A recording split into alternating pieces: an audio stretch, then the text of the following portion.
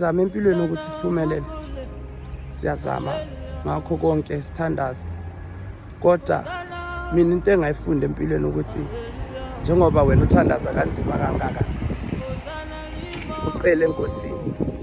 Ungakuthatha isikhathi ukuthi uphumelele. Uthatha isikhathi eside ukuthi uphumelele ekusaseni lakho. Ungashishi ugive up ngoba isikhathi sakho sisazofika. Ungacela namhlanje enkosini ukuthi ucela 1 no 2 but you must act on it. Ungathandazi kuphela.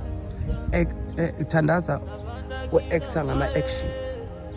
Ngeke ukuthi ucela umsebenzi bese ucela konke enkosini bese unga-act ungathatha ama-action. You have to take actions yonke into oyicelayo enkosini.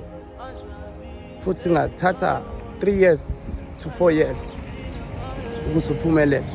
Lapho give up akhona uNkulunkulu akuphendule. Basicaba masihambeni sithandaze sicele enkosini sisebenze kanzima. Nathi asazi ilanga lethu lokuthi sizophumelela nini.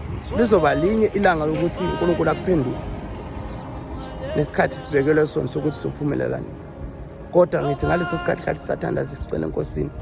Basiqhubeke siye phambili sibone ukuthi uNkulunkulu usibeka kanjani impumelelweni yethu. Ngoba liyofika ilanga noma yini, noma ilanga lishisa, noma kunamazolo, noma kunevunguvungu, ilanga lizofika ukuthi nathi siphumelele. uNkulunkulu asikhumbule, asibusise ngokuningi. Ngiyabonga. God bless you. Ungalahli ithemba.